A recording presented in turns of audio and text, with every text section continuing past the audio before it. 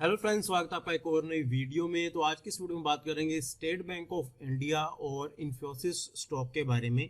कहाँ पर इनकी सपोर्ट है, कहाँ रेजिस्टेंस है और कैसे चार्ट पैटर्न बन रहे हैं, तो इन सभी चीज़ों के ऊपर हम बात करेंगे। तो ये जो दोनों स्टॉक्स का जो एनालिसिस करेंगे वो हम स्विंग ट्रेडिंग पर्पस के लिए करेंगे। तो स्विंग ट्रेडिंग मीन्स कि आपका लगभग एक महीना 45 दिन या फिर ज़्यादा से ज़्यादा 2 महीने के बीच में जो टारगेट्स हैं वो अचीव होने की जो एक प्रेडिक्शन रहती है वो रहेगी। तो चलिए सबसे पहले बात कर लेते हैं एसबीआई यानी कि स्टेट बैंक ऑफ इंडिया की।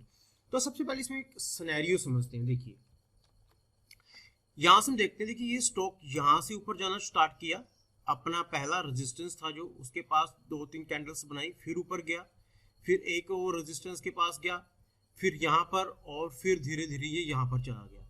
अब दोबारा क्योंकि ये एक स्ट्रॉन्ग रेजिस्टेंस था, क्योंकि यहाँ से काफी सारी शार्प सेलिंग आई थी तो इसलिए इसको स्ट्रॉन्ग रेजिस्टेंस माना गया है। और उसके बाद यहाँ से धीरे धीरे ये स्टॉक यहाँ से नीचे और अब हल्का सा एक रिट्रेस किया है इस स्टॉक ने। तो देखिए सबसे पहले मेन बात क्या है, ये जो जितनी भी है ये एक स्ट्रॉन्ग सपोर्ट और रेजिस्टेंस का काम कर रही है। रेजिस्टेंस कैसी है, अगर आप इस लाइन को देखें तो देखिए सबसे पहले एक तरह का रेजिस्टेंस था, यहाँ से मार्केट आई, यहाँ पर गई और ये फिर यहाँ पर नीचे चलेगी, फिर यहाँ पर इसको ऊपर लेकर गया और फिर उसके बाद क्या हुआ, देखिए यहाँ से इसने इसको तोड़ा और फिर ये धीरे धीरे यहाँ से फिर दोबारा यहाँ पर इसने रिट्रेस किया, फिर दोबारा रिट्रेस किया और फिर यहाँ से दोबारा ये ऊपर चलेगी।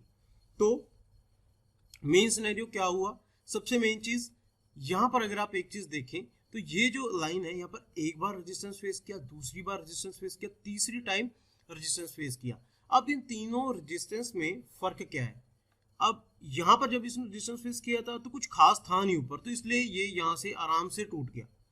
उसके बाद एक बड़ी कैंडल ने इस रेजिस्टेंस को तोड़ा और अगली 2-3 कैंडल्स के बाद ही ये यहाँ से सस्टेन नहीं किया और ये नीचे आ गया। लेकिन यहाँ पर सस्टेन क्यों हो गया कि यहाँ तक चला गया, सिंपल सा सिनेरियो था। देखिए जब यहाँ देखिए एक स्ट्रॉन्ग स्पॉट है, आपको भी लग रहा है, देखिए यहाँ पर भी एक अच्छी स्पॉट है, यहाँ पर भी स्पॉट थी, थर्ड टाइम स्पॉट थी, तो यहाँ से एक अच्छी खासी स्पॉट आनी थी।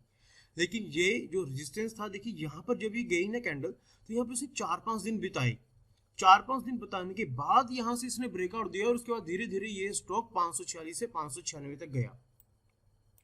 अब इसका सिनेरियो क्या है, देखिए अब इसका अगर आप देखें तो ये भी एक जहां पर अभी एक स्टॉक खड़ा है, इसने एक तरह का ब्रेकआउट दिया। कैसे, ये स्ट्रॉन्ग रेजिस्टेंस है, 4 दिनों का स्ट्रॉन्ग रेजिस्टेंस है, उसके बाद फिर यहाँ पे 3 दिन यहाँ पे वेट किया और फिर उसके बाद अभी इसने सपोर्ट का काम किया, फिर से सपोर्ट का काम किया। जब ये सपोर्ट टूटी, ब्रेकआउट हुआ, फिर रेजिस्टेंस टूट गया, अब आगे एक छोटा सा रेजिस्टेंस है एसबीआई के लिए। जब ये रेजिस्टेंस टूटेगा आप इसमें एंट्री कर सकते हैं, यानी कि 575 के बाद एंट्री कर सकते हैं 595 और 620 के टारगेट के लिए। देखिए इसमें एक सिंपल सा सिनेरियो है, क्योंकि देखिए यहाँ पर एक डिविडेंड भी मिला था, तो डिविडेंड की वजह से भी यहाँ पर उसके बाद सेलिंग आई। लेकिन अब यहाँ से धीरे धीरे इसका जो पैटर्न है, अगर आप यहाँ पे देखिए यहाँ से नीचे और यहाँ पर रिट्रेस हो रहा है, ठीक है, तो 500 ये यहाँ पे टूटेगा तो 595 आएगा, 595 के बाद 620 तक का जो टारगेट है वो हमें मिल सकता है एसबीआई में। देखिए स्विंग ट्रेडिंग है, इसमें लगभग 45 दिनों से 2 महीने तक का जो टाइम है वो लग सकता है, लेकिन हमें एंट्री सेफ एंट्री करनी है तो 575 के ऊपर ही करेंगे। जिन्होंने 595 के पास जाकर अपना प्रॉफिट बुक करना है वो वहाँ पे कर सकते हैं, अदरवाइज उसके बाद कोई स्ट्रॉन्ग रेजिस्टेंस नहीं है तो आप 620 तक का जो टारगेट है वो आप देख सकते हैं। लेकिन हमेशा एक चीज ध्यान में रखिए, जब भी एंट्री करनी है सिक्योर करनी है, 576 के ऊपर करनी है, और तो ही आपको ये टारगेट्स मिलेंगे। और स्विंग ट्रेडिंग में टारगेट्स इतनी जल्दी नहीं आते, तो इसलिए आपको पेशेंस रखने की जरूरत पड़ेगी। बात कर लेते हैं इन्फोसिस की, इसका चार्ट पैटर्न देखिए आप एक बार। सबसे बड़ी बात ये यहाँ पर जब इसका ये स्टॉक था यानी कि 13 अप्रैल को, तो यहाँ से ये स्टॉक बिल्कुल नीचे गिरा था, यानी कि यहाँ पर अभी एक गैप है।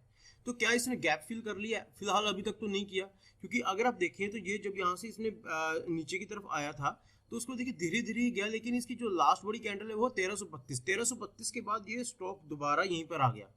अब यहाँ पर एक चीज तो कंफर्म हो गई है कि यहाँ पर ये जो लेवल है 1307 का एक स्ट्रॉन्ग अब रेजिस्टेंस है, पहले जो कि सपोर्ट था। अब यहाँ पर एक बार हम देखते हैं, मैं आपको पीछे ये देखिए, ये एक यहाँ पर रिट्रेस हुआ था, ठीक है, एक तरह से रेंज बनी थी, यहाँ से सपोर्ट ली थी और यहाँ से स्टॉक कहाँ का कहाँ गया, लेकिन अब बिल्कुल स्टॉक उसी लेवल के पास है। अगर मैं इसको छोटा करके दिखाऊं, ये देखिए, लेकिन पहले ये सपोर्ट थी, अब ये रेजिस्टेंस है। तो ये रेजिस्टेंस जब तक नहीं टूटेगा तब तक इसमें कुछ बाइंग खास आने नहीं वाली। और अगर आप वॉल्यूम्स देखिए, वॉल्यूम्स भी कुछ खास नहीं है अभी तक। तो इस स्टॉक में क्या होगा, देखिए सबसे पहला सिनेरियो, और यहाँ पर अगर आप पिछली को भी कंसीडर नहीं करें, जो पिछली रेजिस्टेंस था, तो यहाँ पर भी आप देख सकते हैं, देखिए यहाँ पर रेजिस्टेंस फेस करता है और इसके ऊपर जा ही नहीं रहा, ये देखिए, ठीक है। तो अब फिर यहाँ पर एक रेजिस्टेंस होगा, लास्ट रेजिस्टेंस ने कब फेस किया था, 2 जून को, यानी कि इसी महीने। तो अब हमें क्या करना है, अब हमें वेट करनी है। वेट किस चीज़ की करनी है, ये वाली लेवल के टूटने की, यानी कि 1332 लेवल टूटेगा ना, तो ये 1364 तक तो बहुत आसानी से चला जाएगा। क्यों? क्योंकि अगर आप ध्यान से देखें तो यहाँ से यहाँ तक का जो गैप अभी फिल नहीं हुआ, चाहे वो डाउन साइड का हो चाहे वो अपर साइड का हो, जो गैप है वो तो फिल होना ही है। और जब वो गैप फिल होता है तो वो काफी फास्ट होता है। तो आपका जो इसके बाद रेजिस्टेंस है ऑफ कोर्स 1364 का होगा, लेकिन वो खास रेजिस्टेंस नहीं, क्योंकि वहां पर इसने अपना गैप फिल करना है। और जब यहाँ पर कुछ टाइम सस्टेन करने के बाद थोड़ा सा ऊपर जाएगा, यानी कि 1370 के राउंड जाए, तो फिर आप इसमें अच्छी बाइंग बना सकते हैं 1435 से लेकर 1450 तक, 1478 तक और 1520 तक का जो टारगेट है वो आपको मिल सकता है। लेकिन अभी सिनेरियो क्या है, सिनेरियो सिंपल है, यहाँ पर अभी बाइंग करने की कोई जरूरत नहीं है, क्योंकि यहाँ पर देखिए एक रेजिस्टेंस है, हो सकता है यहाँ से फिर दोबारा ट्रेस करे, और ये एक स्ट्रॉन्ग स्पॉट है। अब मैं आपको इसमें एसएल भी बता देता हूँ सिंपल। आप इसके ऊपर बाइंग करेंगे ना, तो आपका ये एसएल होगा 1260 का, 1260 का एसएल का ये यहाँ इसके ऊपर, यहाँ देखिए अगर आपको सेफली चलना है तो इसके ऊपर बाई कीजिए। तो यहाँ से 1334 से आपका जो पहला टारगेट आएगा 1364, 1435 और 1478, यहाँ फिर 1520 तक का जो टारगेट है वो आपको मिल सकता है। लेकिन आजकल आईटी शेयर में बहुत ज्यादा बूम नहीं है, इसलिए आपको बहुत ही आसानी से पिरामिडिंग करते हुए आपको इन स्टॉक्स में बाइंग बनानी है। पिरामिडिंग क्या लगे कि यहाँ से स्टॉक मान लीजिए यहाँ पर गया, कुछ दिन रिट्रेस किया, तो यहाँ पर आप बाइंग बनाइए। अगर आपको लगे भी हाँ भी यहाँ पे 5-6 दिन स्पेंड कर लिया, अब यहाँ पे ब्रेकआउट है, तो वहां पर बाइंग कीजिए। फिर दोबारा यहाँ पर आए, थोड़ा सा अगर आपको लगे या कि अगर स्ट्रॉन्ग रेजिस्टेंस फेस हो रहा है तो आप निकल जाइए। अगर फिर दोबारा पिरामिडिंग करिए, इसके ऊपर थोड़ा सा जाता है, फिर थोड़ा बाइंग कीजिए तो आगे जाइए। क्योंकि ऐसे स्टॉक होते हैं ना जिनमें बहुत कम मूवमेंट रहती है, तो उसका स्विंग ट्रेडिंग ही ठीक रहता है। उसमें अगर आप ऑप्शन ट्रेडिंग करेंगे तो उसमें मजा नहीं है, इंट्राडे करेंगे उसमें मजा नहीं है। तो ये स्टॉक वो हैं जो स्विंग ट्रेडिंग के लिए होते हैं, बस आपने एक बार पैसा लगा देना है और धीरे धीरे उनको चलते रहने देते हैं। इवन इन्फोसिस जो स्टॉक है ये पोजिशनल स्टॉक भी है, यानी कि आप इसमें लॉन्ग टर्म इन्वेस्टमेंट भी कर सकते हैं।